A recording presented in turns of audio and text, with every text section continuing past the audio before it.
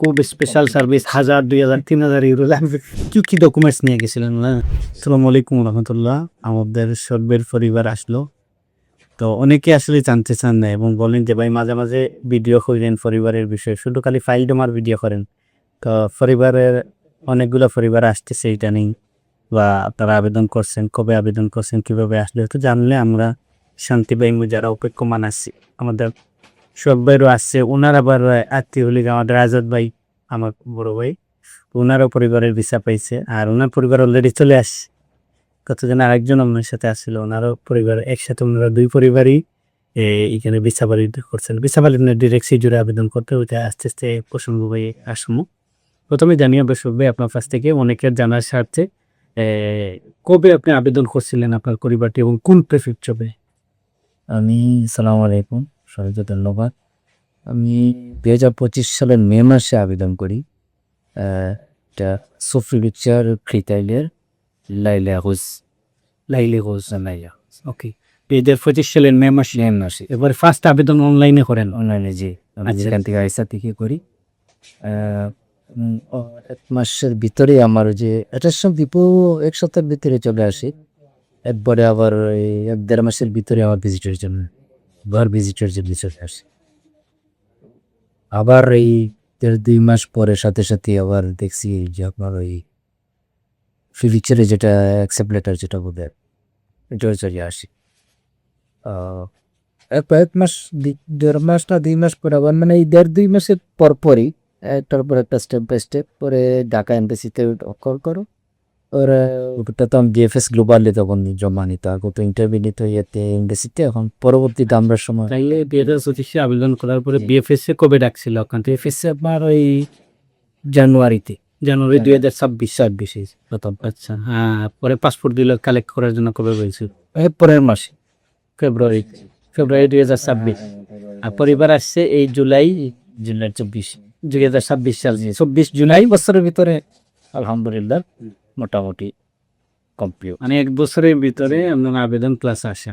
তার মানে আমি ইন্টারেস্টিং একটা বিষয় হলো, নর্মালি আবেদন করছি। অনেকে বলে যে ফ্যামিলি স্পেশাল সার্ভিসের কয়েকজন এখানে আমরা প্রথমে ঘর ভিজিটে আমরা যাব, আমরা ঘর ভিজিট করব, অফিস করার আগে আমরা নিজেরা করব, প্রেফেকচারে আমরা আলাদা চিঠি লিখবো, আবার এমবেসি যাতে দ্রুত ভিসা দেয় এটার জন্য আলাদা চিঠি লিখবো, আলাদা ডকুমেন্টস রেডি করে দেব। খুব স্পেশাল সার্ভিস 1000, 2000, 3000 ইউরো লাগবে, ওই কিছুই লাগে না। নর্মালি আবেদন করলে আপনি ঘরে বসে ঠিক মতো আবেদন করলে, যেহেতু অনলাইনে আপনার এটা ভাই কোনো স্পেশাল সার্ভিসের প্রয়োজন হয় না, শুধু আবেদনটা ঠিক মতো করছে, ডকুমেন্টসগুলো সাবমিট করছে। এরপরে এখানে অফিস ভিজিট করে আসলে অফিস সাথেও কারো হাত নাই, কোনো অফিসের, কোনো প্রতিষ্ঠানের, কোনো উকিলের। প্রেফেকচার যে সিদ্ধান্ত নিব ওইখানেও কারো হাত নাই। তার মানে স্পেশাল সার্ভিসের কোনো প্রয়োজন নাই। মেম বাংলাদেশে আপনার যখন যাবে ফাইল জমা দিবে, ওইখানে তারা ডকুমেন্টসের লিস্ট দিয়ে দিবে। অনেকে বলে আমরা স্পেশাল কিছু ডকুমেন্টস তৈরি করে দেবো। স্পেশাল ডকুমেন্টস কি? কিছু লাগে না। ওনার কি লাগছে? লাগে না। নর্মালভাবে যে ডকুমেন্টস তারা একটা লিস্টই দিয়ে দেয়, ওইগুলা দিয়ে তারপরে আবেদন করবেন। শেষ পর্যন্ত ওই যে ডকুমেন্টসগুলো নির্ধারিত আছে ওইটা দিয়েই আপনি সাবমিট করবেন। এরপরে এমবেসি ফেস করবেন, অফিস ফেস করবেন, প্রেফেকচার ফেস করবেন, আপনার পরিবার আসবে। কোনো কারণে যদি রিজেক্ট হয় তাহলে আপনি ট্রাইব্যুনাল করতে পারেন। কি কারণে রিজেক্ট করছে, আপনি যদি সত্যি মনে করেন যে না আমার অপরাধ আছে, তাইলে তো আপনি সাইলেন্ট। আর যদি মনে করেন না আমার প্রতি অন্যায় করা হয়েছে, তাহলে আপনি ট্রাইব্যুনাল করবেন। যে আমরা ট্রাইব্যুনাল প্রসঙ্গে না যাই, আর একটু জানার চেষ্টা করি। এখন তো বিএফএসে আপনি যে জমা দিলেন ফাইল, কি ডকুমেন্টস নিয়ে গেছিলেন না? অনেকের জানার সাথে তারা যে লিস্ট দিচ্ছে ওইটা নিয়ে ওই আলোকেই আপনি? তাদের যে লিস্টগুলো দিছিল নর্মাল, আপনি যেভাবে আপনি এখানে যখন ডকুমেন্টসগুলো যখন সাবমিট করো ওইগুলাই আবার তারা চায়। তো ওইগুলাই আবার আপনি এখান থেকে আসাটা এমবেসি থেকে এখানে যখন অ্যাকসেপ্টেড অ্যাপ্রুভাল আসে তখনই সাথে সাথে আপনারা যেভাবে আমাদের দিক নির্দেশনা দিয়েছে, বিশেষ করে আইসার প্রতি আমি কৃতজ্ঞ। তো ওনারা যে দিক নির্দেশনা দিয়েছেন এবং খুব ইজিলি সিম্পলি দিয়েছেন, আমিও সিম্পলি কাজ করেছি যেভাবে বলছে ওইভাবে আমি পাঠিয়ে দিয়েছি দেশে। তো সাথে সাথেই দেখা গেছে যে আর এটা কোনো ধরনের হয় না। আপনারা আলাদা কোনো অর্থ খরচ করবেন না। খুব যে কারোর সাথে গিয়ে খুব বড় অ্যামাউন্টের গিয়ে আপনারা তার সাথে এগ্রিমেন্টে যাবেন না, যে আপনারা নিজেরাই চাইলে করতে পারেন অথবা বিভিন্ন সংস্থার সহযোগিতা নিতে পারেন, তারা এগুলো সামান্য চার্জে করে দেয়।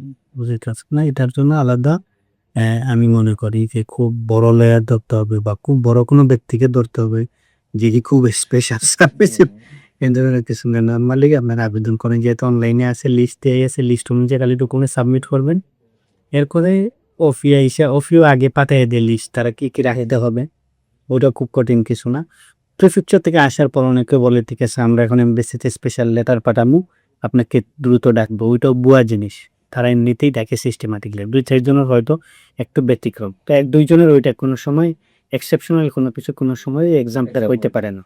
1-2 জনের হয়তো ব্যতিক্রম দেখে নাই, হয়তো উনি উকিলদের চিঠি পাঠাইছে বা আমাদের এখান থেকে উকিল 10 অন্য জায়গা থেকে উকিল 2টা চিঠি পাঠাইছে, ওটা ডিফারেন্ট। কিন্তু বেশিরভাগ ক্ষেত্রে প্রিফেকচার থেকে আপনার ফেভার পাওয়ার পরে আপনার আর কোনো কাজ নাই, চিঠি না পাঠাইলেও তার একটা না একটা সময় আপনার ডাকবেই, আপনাকে ডাকবে, রন্ধক দিবে, হোক সোয়া মেইলে সোয়া মোবাইল নাম্বারে কল দিবে এবং পরবর্তীতে মেইলে আপনাকে লিস্ট পাঠাই দেবে। এরপরে আপনি আলোকে গিয়ে পাসপোর্ট জমা দেবেন। এরপরে এখন স্পেশাল সার্ভিস আছে যেটা আপনার পাসপোর্ট বাসায় বসেও পাইতে পারেন, এটা পারল না। এটা হ্যাঁ বাসা আপনি কি বাসায় মানে স্পেশাল সার্ভিস গিয়ে আনছে, তো ওরা দুটো অপশন দিছিল যে বাসা অ্যাড্রেসে পাঠায় দিবে। এমন আপন বাসা বাসা বাসা আছে কোনো বাসার দেশে বা আমাদের আজাদ ভাই বাসা যারা সিলেট থেকে সরাসরি ইয়ে করে, আমাদের তো বলে কোন স্মৃতি বাসা আছে, ওই হিসাবে ওরা এখানে আশপাশে থাকা হিসাবে বললাম যে থাক। হাতে কিন্তু অনেক ক্ষেত্রে আপনারা চাইলে আপনাদের নিজেদের অ্যাড্রেসেও দূর পাঠাইতে পারেন, যে কালেক্ট করা লাগবে না। অ্যাড্রেস দিলা সহজ, একবারে সিম্পল, এটা এত কঠিন কিছু না। আবেদন পাঠিয়ে দিবেন, অ্যাটেস্টেশন ডেপো দিবে, এরপরে তাদের মতো করে তারা ডেট দিবে ভিজিটের, এরপরে তাদের মতো করে তারা প্রিফেকচার থেকে ডিসিশন দিবে। হ্যাঁ, কোনো কোনো ক্ষেত্রে আপনার এক্সেপশনালি চিঠিপত্র পাঠাইতে হয়, 2-4 জনের ক্ষেত্রে ব্যতিক্রম। ধরেন প্রিফেকচার অনেক সময় নেয় ডিসিশন দিতে, এক্ষেত্রে অনাউন্স করতে পারেন, তাদেরকে ধাক্কা মারতে পারেন, দোষিয়ারের আবসমো জানতে পারেন, অথবা যদি অতিরিক্ত সময় যায় তাই ওনারা যাইতে পারেন। ওইগুলা 1-2টা দোষিয়ারের ক্ষেত্রে এক্সেপশনাল, জেনারেলি 80% দোষিয়ারের ক্ষেত্রে খুব বেশি কঠিন কিছু পড়তে হয় না। ধন্যবাদ সবাইকে। আর আপনাদের কোনো যদি জানতে চাওয়া থাকে তাহলে পরবর্তীতে আমি এই এরকম ফ্যামিলির ভিডিও করলে আপনাদের এই প্রশ্নগুলোর উত্তর দেবো। তো পজিটিভ কমেন্টস করেন।